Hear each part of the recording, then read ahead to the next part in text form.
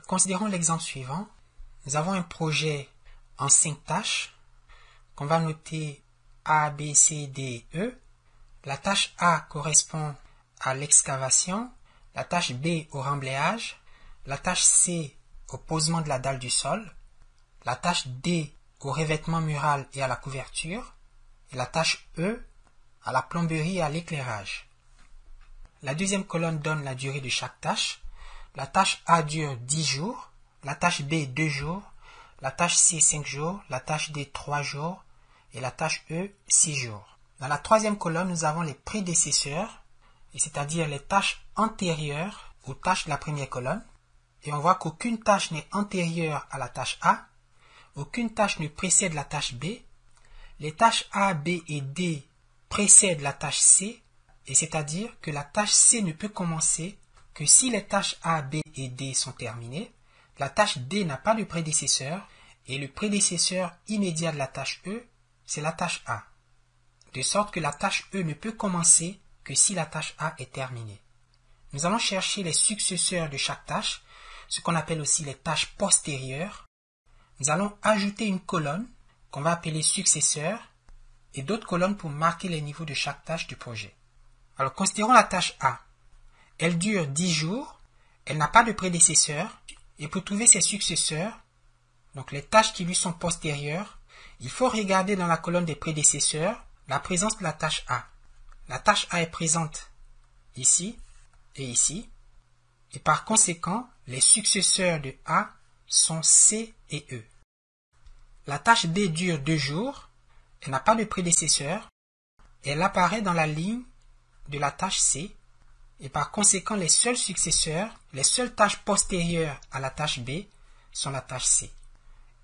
La tâche C dure 5 jours et a pour prédécesseurs A, B et D, mais elle n'apparaît pas dans la colonne des prédécesseurs, et par conséquent, la tâche C n'a pas non plus de successeur. Donc on va y mettre un trait. La tâche D dure 3 jours, elle n'a pas de prédécesseur, mais elle apparaît dans la ligne de la tâche C, et par conséquent, la tâche D n'a qu'un seul successeur, c'est la tâche C, donc ici C. Et finalement, la tâche E qui dure 6 jours a pour seul prédécesseur la tâche A, mais elle n'apparaît pas dans la colonne des prédécesseurs, elle n'a donc pas de successeur. Nous avons donc la liste des successeurs pour toutes les tâches. Dans les colonnes suivantes, nous allons marquer les niveaux de chaque tâche dans le réseau PERT que nous cherchons à construire. Alors j'ai marqué 2 colonnes, mais il peut y avoir plusieurs niveaux. Comment trouver le niveau de chaque tâche? Nous allons commencer par chercher toutes les tâches qui n'ont aucun prédécesseur.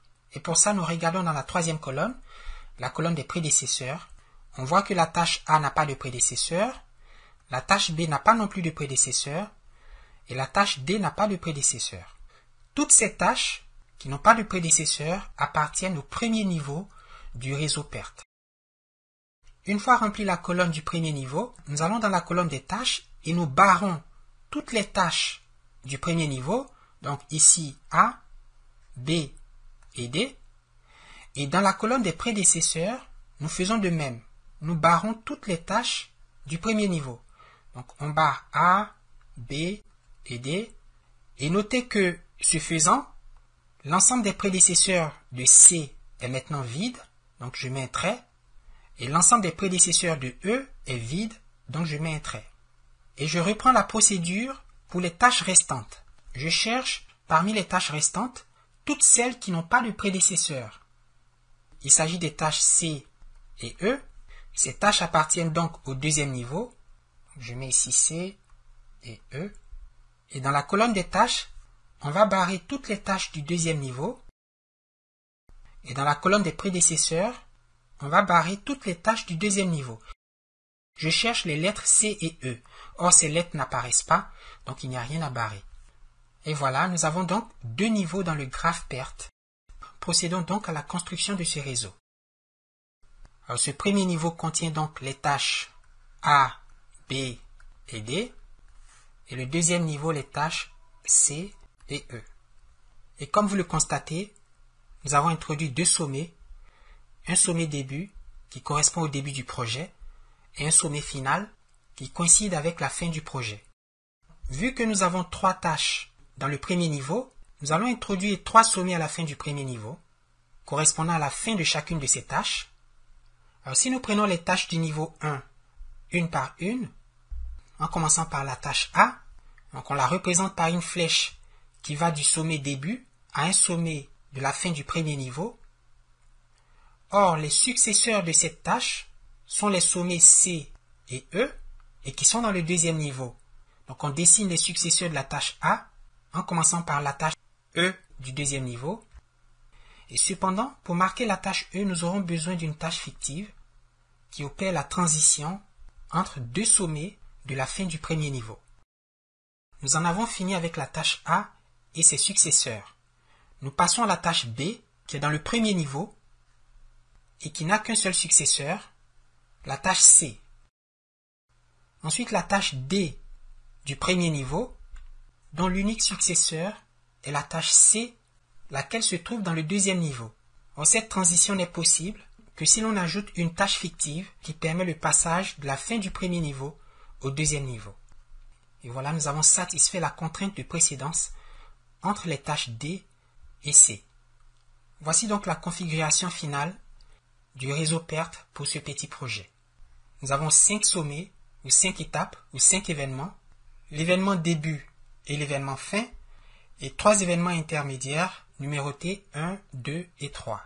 5 tâches réelles, A, B, C, D et E, et 2 tâches fictives.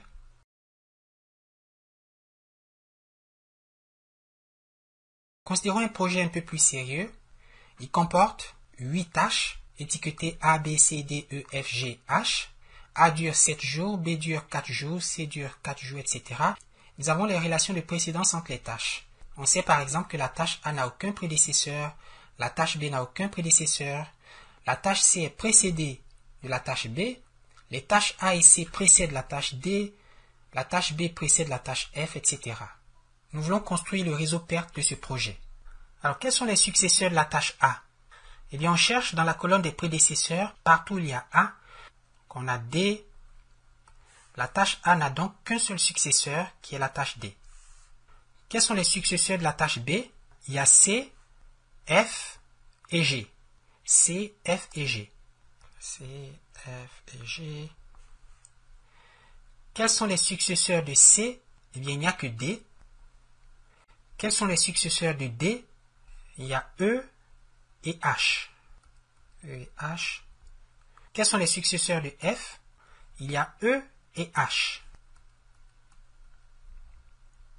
Quels sont les successeurs de E? La lettre E n'apparaît pas dans la colonne des prédécesseurs, donc E n'a aucun successeur. Quels sont les successeurs de G? G n'a qu'un seul successeur, qui est H. Et quels sont les successeurs de H? H n'a aucun successeur, et c'est donc l'ensemble vide que nous marquons par un tiret. Alors, il nous faut maintenant regarder ce qu'on appelait les niveaux de chaque tâche. Pour trouver les tâches du premier niveau, nous regardons dans la colonne des prédécesseurs pour chercher la liste de toutes les tâches qui n'ont aucun prédécesseur. Il n'y a que A et B.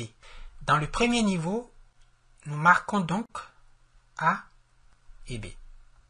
Nous allons dans la colonne des tâches pour barrer les tâches A et B, et dans la colonne des prédécesseurs pour barrer les tâches A et B. Ce faisant, l'ensemble des prédécesseurs de la tâche C devient vide, la liste des prédécesseurs de F devient vide, la liste des prédécesseurs de G devient aussi vide. Dans le deuxième niveau, nous allons marquer toutes les tâches parmi celles restantes qui n'ont pas de prédécesseur. On voit qu'il s'agit des tâches C, F et G. Donc on a C, F et G. Nous allons dans la colonne des tâches pour barrer ces mêmes tâches, C, F et G. Et dans la colonne des prédécesseurs, nous barrons C, F et G. Et on recommence sur les tâches restantes. Nous allons marquer dans le troisième niveau, parmi les tâches restantes, celles qui n'ont aucun prédécesseur. Eh bien, il n'y a qu'une seule tâche parmi celles restantes qui n'a aucun prédécesseur. C'est D. Donc, je marque ici D. Je barre D D et D. Il ne reste que les tâches E et H qui doivent donc se trouver dans le quatrième niveau. Donc on a E, on a H, et je barre E, je barre H, et je les barre aussi dans la colonne des prédécesseurs, mais elles n'existent pas, donc l'algorithme de classification par niveau termine. Nous avons donc obtenu 4 niveaux dans le réseau PERT, et nous savons exactement les tâches qui doivent se trouver dans chacun de ces niveaux. Dans le premier niveau, les tâches A et B, dans le deuxième niveau, les tâches C, F et G, dans le troisième niveau, la tâche D, dans le quatrième niveau, les tâches E et H. Alors, procédons à la construction du réseau PERT. Nous avons donc 4 niveaux, un sommet début et un sommet final, qui correspondent respectivement au commencement et à la fin du projet. Nous avons 2 tâches dans le premier niveau.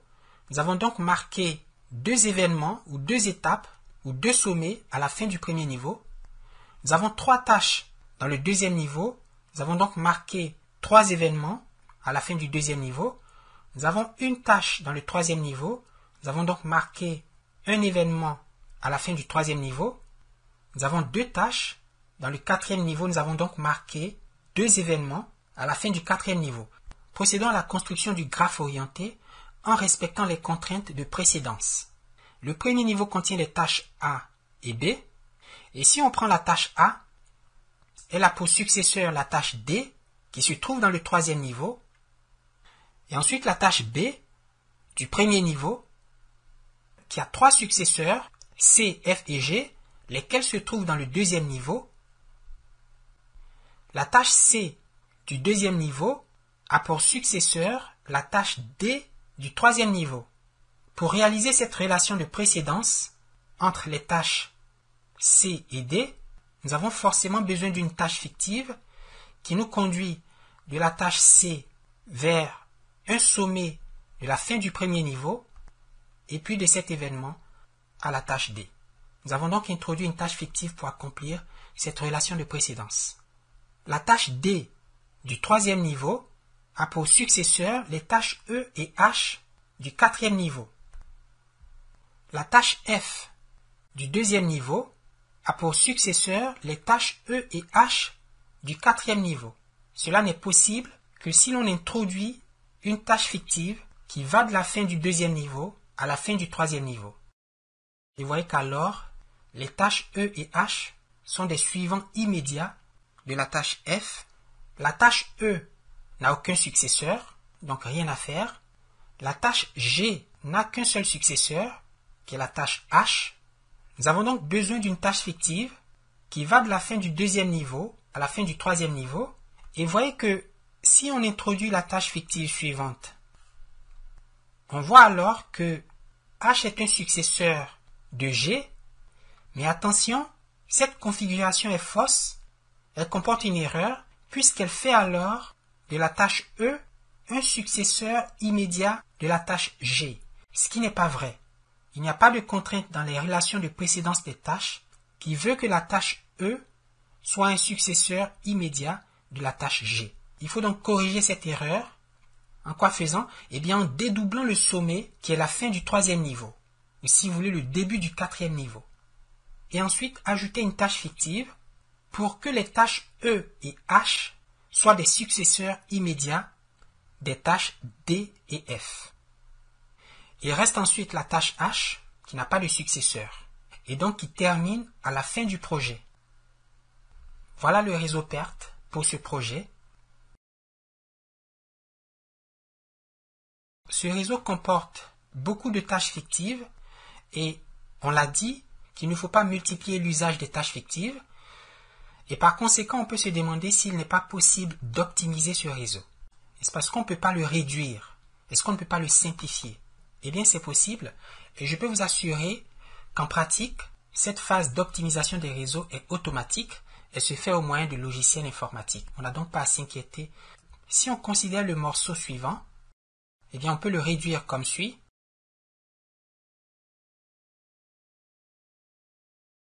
Et puis si vous regardez cette portion du réseau, on peut combiner ces 3 tâches fictives en une seule, de façon judicieuse, ce qui permet d'obtenir la configuration finale suivante. Voilà le réseau PERT de ce projet.